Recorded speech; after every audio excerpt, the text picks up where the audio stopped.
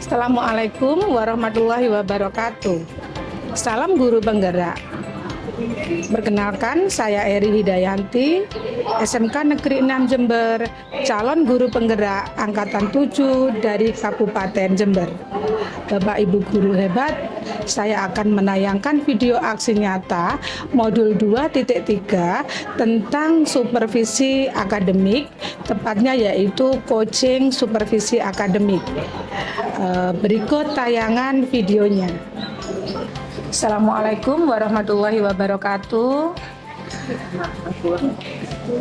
Perkenalkan, saya Eri Hidayanti dari SMK Negeri 6 Jember, calon guru penggerak Angkatan 7 Kabupaten Jember.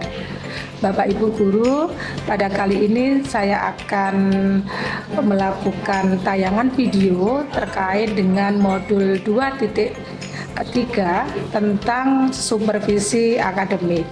Nah, kebetulan yang hadir pada pagi hari ini, perkenalkan Ibu Rina. Selamat pagi Ibu Rina. Beliaunya adalah pengajar praktek saya selama pendidikan guru penggerak. Dan hadir juga Ibu Erlin. Selamat pagi Bu Erlin. Yang kebetulan beliau adalah guru yang ditunjuk untuk melakukan pembelajaran di kelas dalam rangka supervisi akademik. Untuk kali ini saya akan mulai Bu Rina, Bu Erlin, terkait dengan ada beberapa pertanyaan terkait dengan coaching supervisi akademik. Bu Erlin, terkait dengan pembelajaran yang sudah Ibu lakukan dan saya selaku supervisornya sudah hadir di sana. Dari catatan saya pada saat saya melakukan pengamatan supervisi ke Ibu, di sini saya punya catatan sendiri itu Bu Erlin terkait dengan Ibu mengajar. Ya, gimana Bu perasaan Ibu pada saat Ibu mengajar kemarin? Yang jelas saya senang sekali Bu Eri dengan pembelajaran berdiferensiasi ini. Kalau pada saya sendiri itu saya merasa semangat karena saya melihat keaktifan anak-anak di dalam kelas, kemudian semangatnya anak-anak semakin bertambah, tidak mengantuk lagi, itu yang jelas Bu Eri, karena anak-anak proses pembelajarannya itu bervariasi. Jadi seperti itu Bu Eri. Iya.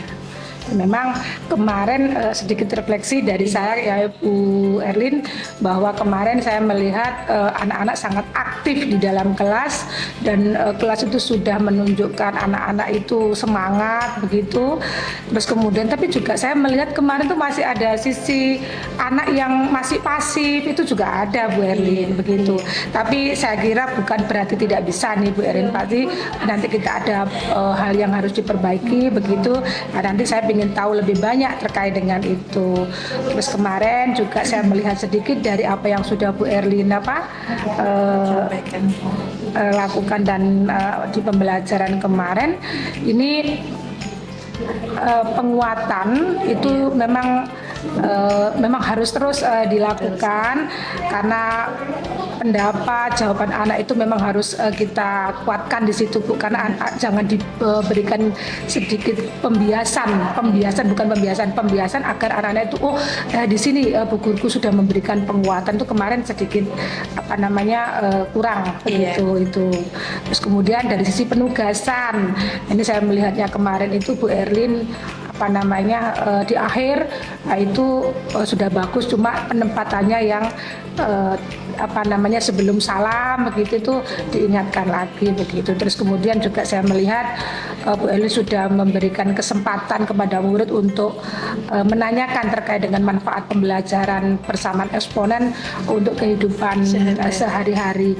Itu saya kira sudah bagus Bu Erlin mengajarnya. Makanya saya dengan Bu Erlin mengajar tadi, saya tanya pertama perasaan Bu Erlin lega, senang gitu, karena mungkin Bu Erlin sudah paham bagaimana pembelajaran ya, tapi memang masih ada yang banyak yang harus diperbaiki. Bu Erlin, ada pertanyaan berikutnya yang mungkin saya bisa tanyakan terkait refleksi Bu Erlin setelah melakukan pembelajaran kemarin di kelas itu mana sih Bu hal yang memang Ibu harus pertahankan, mana sih Bu yang harus diperbaiki, mana sih Bu yang harus dikembangkan begitu Bu. Mungkin saya ingin sedikit mendengarkan lah Ibu dari Bu Erlin sih.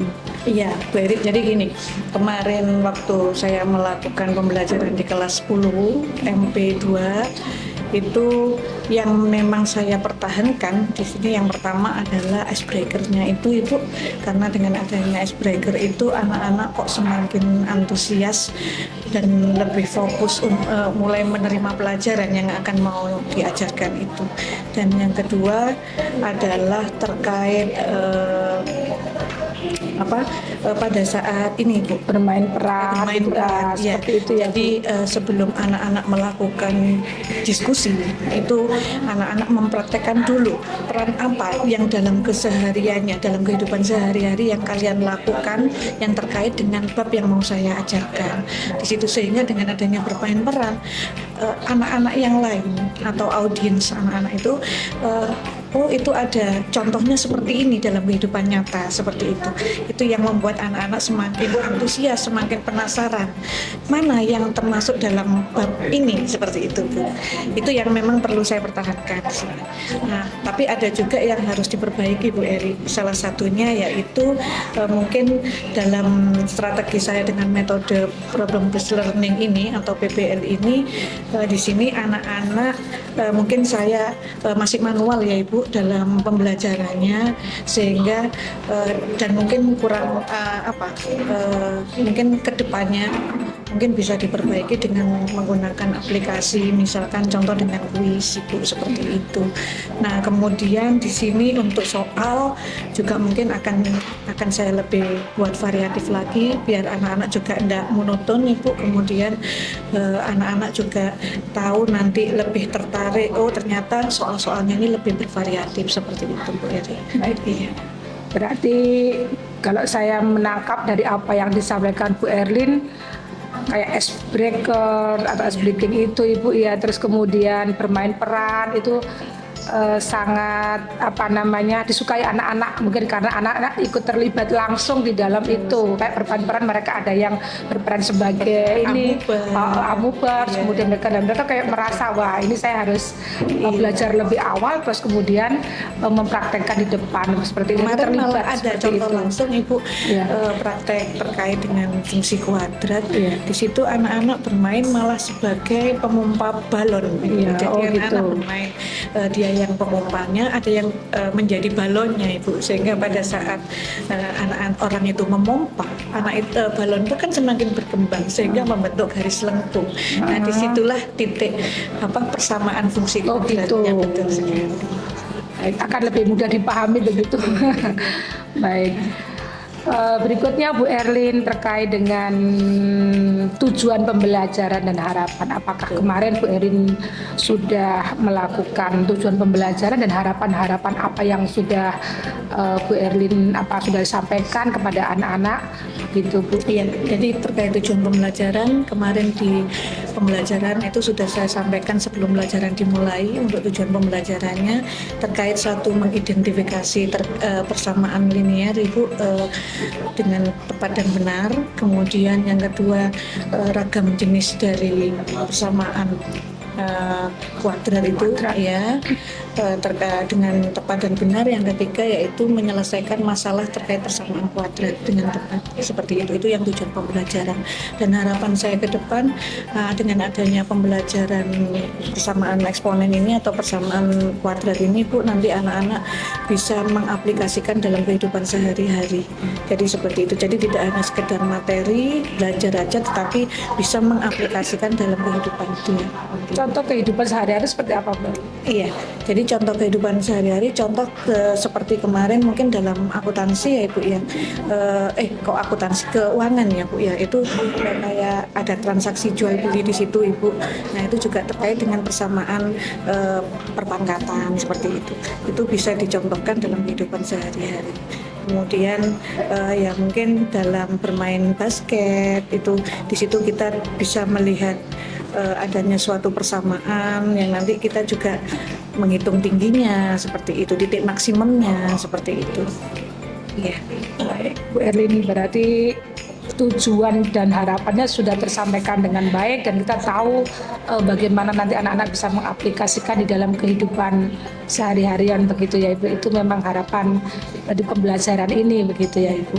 Nah, Bu Erlin, ini terkait dengan pengembangan ke depan, strategi pembelajaran yang akan Bu Erlin kembangkan ke depan supaya pembelajaran yang sudah dilakukan itu lebih baik.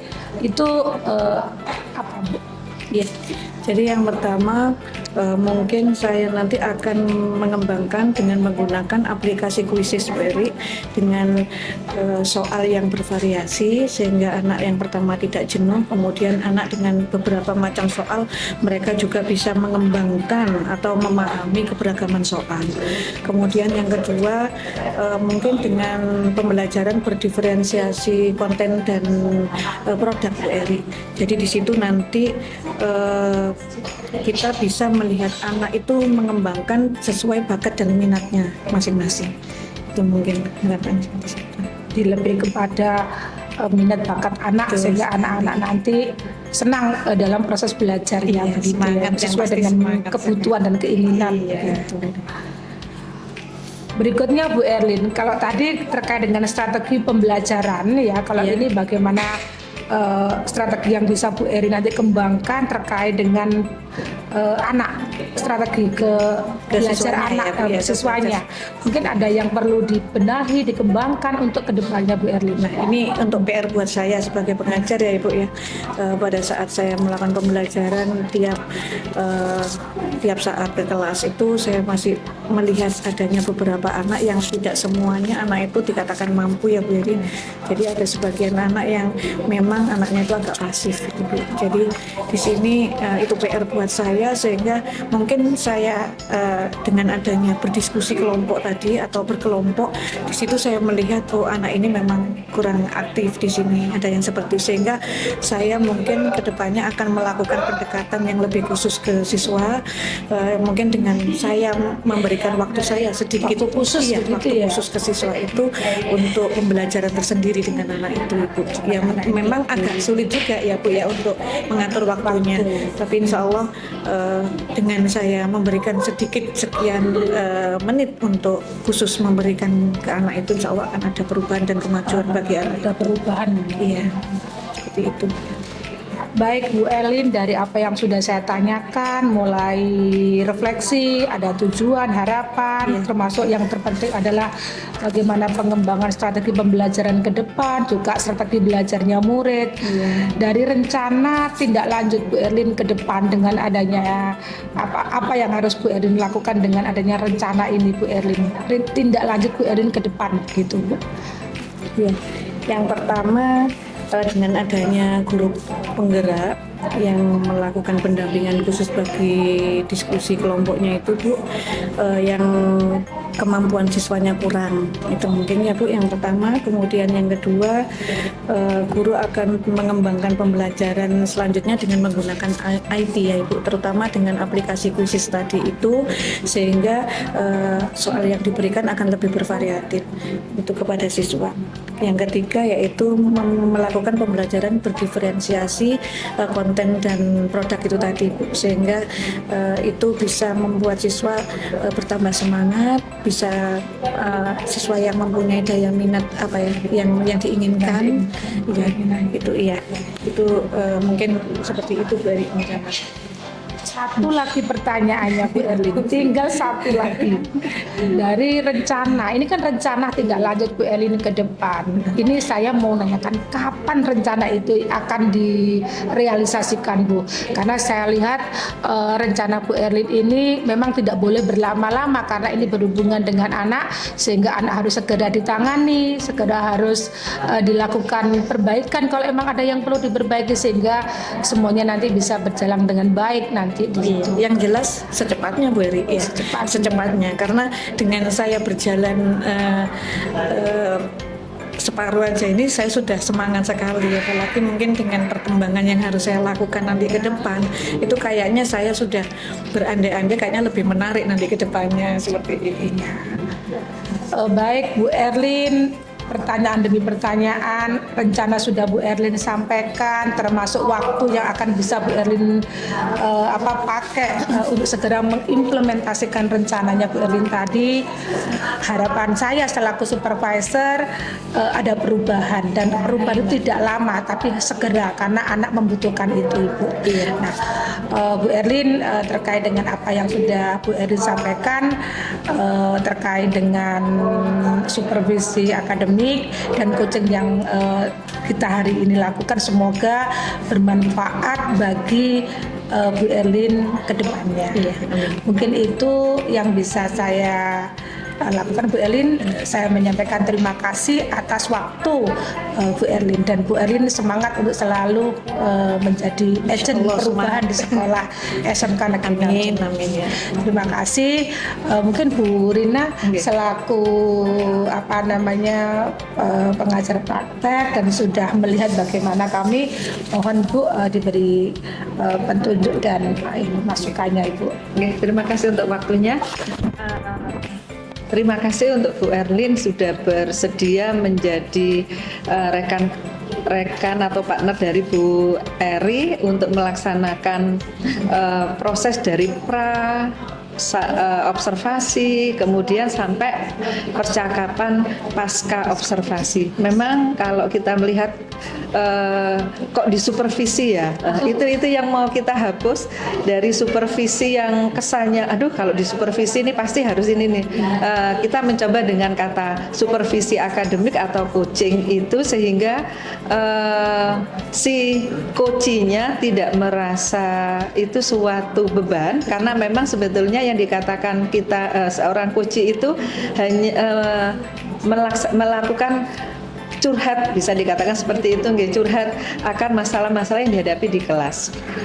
Dan kebetulan untuk curhat ini kita yang membawa masalah tadi di kelas seperti apa sih kondisinya. Oh, di kelas saya benar kalau Bu Erlin mengatakan kekuatan saya sudah seperti ini, kekuatan saya seperti ini, sementara kelemahannya masih ada anak yang tidak aktif, sehingga bagaimana mengaktifkan anak ini. Kembali ke Bu Erlin lagi, Bu Eri hanya menampung keluhan Bu Erlin, sehingga yang menentukan pemecahan masalahnya balik ke Bu Erlin, sehingga Bu Erlin nanti menemukan solusinya. Tadi dikatakan saya akan mencoba dengan pembelajaran yang lebih menyenangkan, kontekstual sekali ya Ibu. Tadi kalau saya lihat tuh kontekstual sekali, misalnya ini basket dikaitkan dengan matematika seperti apa, ternyata juga icebreaker-nya pun seperti itu tadi ya Bu, dengan melengkung seperti amuba. Itu sehingga itu icebreaker-nya sudah masuk juga. Kemudian langkah berikutnya juga Bu Erlin sudah melakukan model pembelajaran role play dan mencoba dengan PBL Ibu, problem base-nya atau problem base Ibu, ya, sehingga ini pas memang. Tapi mungkin dalam perjalanan kita melaksanakan kegiatan di kelas masih ada anak yang kurang tertarik. Itu memang salah satu tugas kita. Mengapa kita melakukan supervisi akademik dengan coaching itu tadi. Lebih yang ditekankan coaching Ibu, tidak seperti sebelum-sebelumnya yang kesannya menyeramkan itu tadi, sehingga Bu Erlin bisa menemukan sendiri, oh iya nanti saya akan mencoba perbaikan untuk anak yang tidak aktif, termasuk saya akan memberi waktu khusus. Ini sudah sangat luar biasa, memberikan waktu khusus bagi anak-anak yang kebetulan belum paham. Dan dari sisi Bu Eri, saya mengapresiasi sekali Bu Eri sudah memberikan beberapa pertanyaan pemantik yang itu mengarahkan Bu Erlin untuk mencari sendiri setelah mengutarakan masalahnya, kemudian mencari sendiri solusinya. Ini yang kita harapkan, memang coaching itu mitra, begitu Ibu. Jadi seperti itu. Mungkin yang menjadi sedikit masukan dari saya, Bu Erlin juga sudah mengapresiasi dan menyimpulkan setiap pertanyaan dari yang disampaikan ke Bu Erlin tadi. Bu Eri juga sudah menyimpulkan, oh berarti disimpulkan di sini letak kekurangan, letak kekuatannya. Nah, jadi intinya itu tadi Ibu, mungkin kalau kita melakukan di lain waktu, tetap partner kita adalah mitra, sehingga lebih pada ngobrol barengnya sehingga permasalahan itu bisa terselesaikan seperti itu. Nggih, matur nuwun. Terima kasih Ibu Rina atas semua masukannya. Semoga apa yang Ibu sampaikan tadi menjadi masukan kami berdua untuk bisa menjadi agent pembelajaran di sekolah ini dan menjadi lebih baik, Ibu. Amin. Kalau bisa disimpulkan bahwa kalau supervisi akademik itu bukan hal yang menakutkan ya Ibu. Bermitra Ibu ya, sehingga supervisi akademik itu akan menjadi enak karena tidak ada perasaan takut antara guru dengan supervisor, atau malah sebaliknya, malah kita akan menjadi apa Bu, ada solusi permasalahan partner, sehingga nanti pembelajaran kita menjadi lebih baik. Mungkin itu yang bisa saya selaku supervisor atau guru penggerak saya sampaikan, simpulkan Ibu. Terima kasih atas waktunya Bu Rina, hadirnya, termasuk Bu Erlin pada kesempatan pagi ini untuk coaching supervisi akademik, dan saya selaku calon guru penggerak menyampaikan terima kasih atas tayangan video ini Ibu. Assalamualaikum warahmatullahi wabarakatuh.